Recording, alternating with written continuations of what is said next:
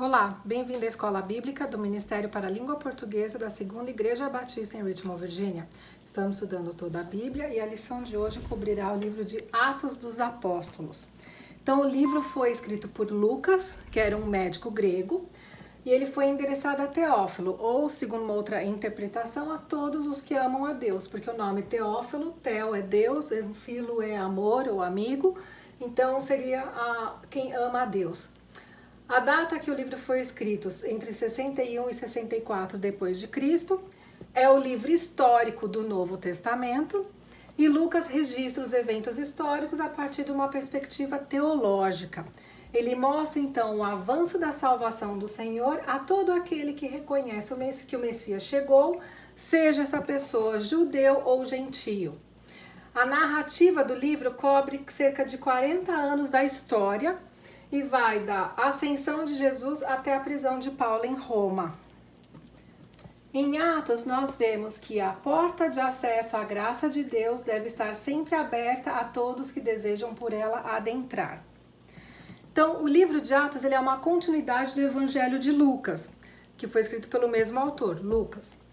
Ele inicia-se com a ascensão de Jesus e ele mostra a unidade entre os apóstolos e os discípulos mais chegados, incluindo as mulheres.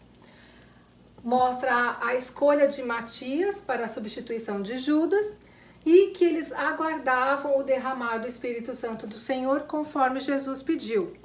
Então, os discípulos permaneceram juntos em Jerusalém até a festa de Pentecostes, conforme Jesus pediu. Pentecostes foi uma das festas que Moisés prescreveu lá em Êxodos, né? Foi quando eles receberam as 10 palavras, os 10 mandamentos. Todo o povo viu as vozes e o clangor das trombetas, e os relâmpagos e flâmbulas. Então, o povo viu a manifestação de Deus conforme eles ouviam Deus ditar para Moisés, né, as 10 palavras. E a tradição judaica conta que lembra que quando eles saíram do Egito, os outros povos foram juntos, não foram só os hebreus que saíram do Egito. E a tradição conta que esses outros povos escutavam o que Deus falava na sua língua materna, né, na sua própria língua. Agora vamos para Atos 2. O que aconteceu em Atos 2? Veio do céu um som como de um vento impetuoso. Foram vistas línguas de fogo que pousaram sobre eles e começaram a falar em outras línguas. Pentecostes era uma das festas onde os judeus eram requeridos de ir a Jerusalém. Então, Jerusalém estava apinhocado de judeus de toda a parte do mundo daquela época. E se você ler com cuidado o relato, acho que dá mais ou menos umas 17 povos. Então, eles falaram provavelmente 17 línguas. E cada um falava que escutava na sua língua materna, o relato da salvação e de Jesus. Aí as pessoas começaram a falar, não, eles estão bêbados. Daí Pedro se levanta, tem o discurso histórico dele, que ele explica que eram 9 horas da manhã, ninguém estava alcoolizado, eles estavam sim cheios do Espírito Santo, e ele fala, né, que na verdade o que aconteceu, os ocorridos da morte de Jesus e ressurreição, e mostrando que ele realmente era o Messias, o Cristo, ou como a gente fala em português, o ungido. E isso resultou em 3.000 conversões só naquele dia. O livro de Atos fala então a história da igreja primitiva, né? Então na igreja primitiva eles ensinavam nas sinagogas, então eles iam primeiro aos judeus e depois aos gentios. Eles ensinavam nas casas, eles tinham a comunhão nas casas, né, ao partir do pão. Eles ajudavam os necessitados, eles repartiam tudo o que eles tinham.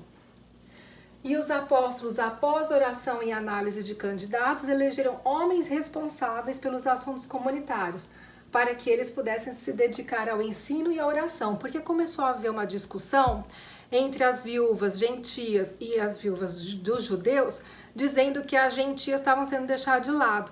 Então eles oraram e escolheram homens íntegros para cuidar dessa parte social, né, de ação social, de assistência aos necessitados. E os apóstolos eles se dedicavam à oração e ao ensino. As conversões eram em massa, pela ação do Espírito Santo. Aqui, como o autor da revistinha coloca, o segredo do crescimento era o contágio entre as pessoas, amigos e parentes. Porque o que acontecia é que eles faziam uma pregação e aquilo depois disseminava e era espalhado. E era muitas conversões, né? Então Deus ia acrescentando a cada dia mais a igreja primitiva. Agora aqui eu quero entrar em alguns detalhes para a gente entender um pouco sobre o panorama histórico de Atos. Então, nomes durante a dominação romana. Os gregos e os romanos, eles tinham seus nomes ou em grego ou em latim. E como eles eram parte do sistema romano, tudo certo.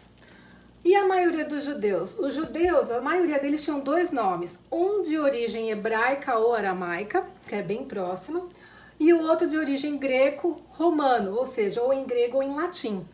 Alguns exemplos para a gente entender. Lucas é o nome grego, em latim, que significa iluminado, então por isso que é um nome só. Agora você vai ver um personagem que chama João Marcos. João é a forma latinizada de Johanan, que é o nome hebraico.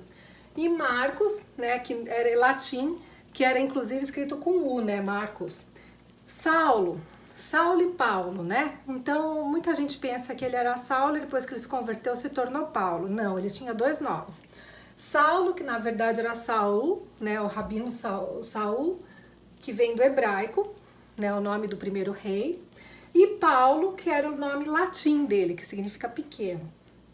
Outro exemplo que a gente tem, a Tabita, que é aramaico, que o próprio texto de Atos fala que cuja tradução é Dorcas, porque ele está escrevendo em grego, né? Então, o nome em grego e o nome tanto Tabita como o Dorcas significa gazela.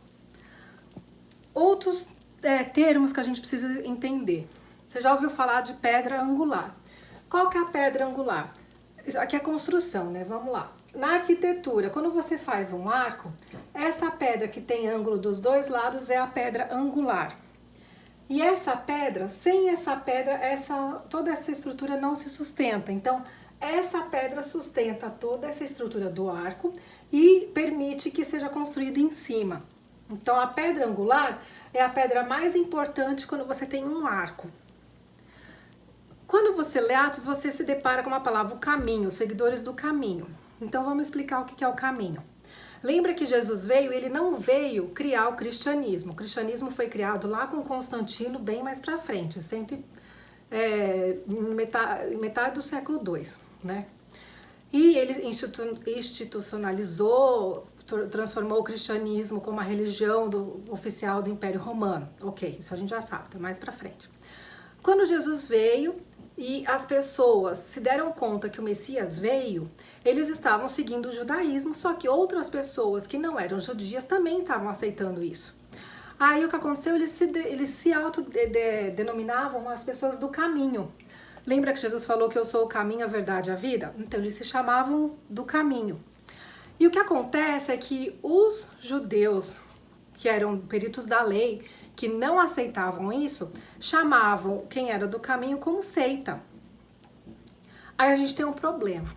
Dentro da dominação romana, a chamada paz romana, que implicava que cada cultura podia manter, cada povo mantinha a sua cultura e a sua religiosidade, eles aceitavam a religião que já tinha no povo, mas eles não aceitavam seitas novas, você não podia inventar uma religião nova. E o que acontecia aqui no caminho é que você tinha uma mistureba, né? Você tinha tanto judeu como gentio que caminhava junto. Em Atos, a gente ainda não vê a perseguição que o Império Romano faz por causa do caminho. Mas quando você lê as cartas de Paulo, que são as mais pra frente, você já percebe que o Império Romano caiu matando em cima dos seguidores do caminho justamente por isso, porque eram vistos como uma seita. Aí, você pensou que você ia fugir de lei, né? Então, como os judeus apenas reconheceram que o Messias chegou, beleza. E os gentios que estavam se convertendo? O que aconteceu? Aí tinha aquela discussão que você já sabe, e aí, circuncisa, não circuncisa, vira judeu, não vira judeu, o que a gente faz? Fizeram o concílio de Jerusalém, onde sentaram-se os apóstolos, sentou-se Paulo, Barnabé, deu todo o relatório que eles fizeram das primeiras viagens missionárias, e eles chegaram ao consenso. Que Pedro e Tiago, eles falam todo aquele discurso sobre os profetas, né? E eles chegaram ao seguinte consenso: quem é gentil não tem que se virar judeu, não tem que se converter. Ele apenas tem que se afastar de contaminações dos ídolos, abster-se da imoralidade sexual, abster-se da carne sufocada e abster-se do sangue. Esse sangue aqui seria matar, né? Seria o sangue de assassinato. E a carne sufocada, porque a carne tem sangue, né? Ela tem que cortar e deixar... Comer a carne kosher, que a gente fala, né? Você deixa o sangue sair do bicho para você comer. Você vai achar esse relato no capítulo 15 de Atos, versos 20 e 21. E o que eles falam? Por quê? Porque Moisés é ensinado desde os tempos antigos em todas as sinagogas, em todos os sábados. Ou seja, eles têm que sair dessa vida aqui, porque isso aqui é importante. O resto, deixa eles irem estudando com calma e ver quais leis se aplicam a eles. Porque lembrando que nem todas as leis que tem lá na 613 são para todo mundo, né? Agora vamos aos eventos marcantes do livro de Atos, né? Então logo no começo a gente tem a morte de Estevão, que foi um dos responsáveis que foi eleito lá para ajudar na ação social. E observando tudo e tomando conta da roupa do pessoal estava quem? Saulo. Saulo depois ele consegue cartas, ele era muito importante, né? Ele era fariseu, ele consegue cartas lá na sinagoga de Jerusalém para perseguir quem era do caminho por todo mundo que ele fosse. E nós vemos ele na estrada para Damasco, a conversão dele, onde ele fica cego por 3 dias e o Senhor manda um dos discípulos, Ananias, para ir lá orar por ele, né? E Saulo então ele começa o seu ministério. Nós temos a visão de Pedro, que foi importantíssimo porque levou à consequente conversão de Cornélio e todos que estavam na casa dele, gerando entendimento de que o evangelho como universal, porque eles achavam que o evangelho, ou seja, a boa nova que o Messias chegou, era só para os judeus. Aqui, com a visão que Pedro tem e com a vivência que eles têm, eles veem que o evangelho, ou seja, o Messias chegou para todo mundo, né? Gentil e judeu.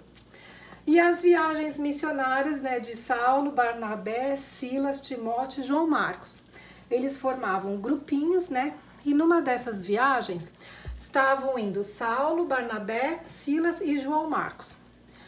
E eles tiveram um desentendimento e brigaram. O negócio foi tão feio que eles acabaram se dividindo.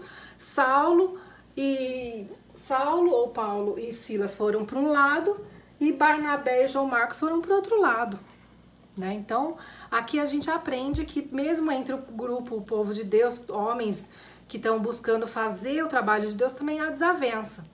Agora, você tem que lembrar que anos depois, lá em 2 Timóteo, Paulo escreve: manda chamar João Marco porque ele é muito útil para mim no ministério. Isso mostra que os anos se passaram e eles fizeram as pazes, que é uma coisa muito importante, né?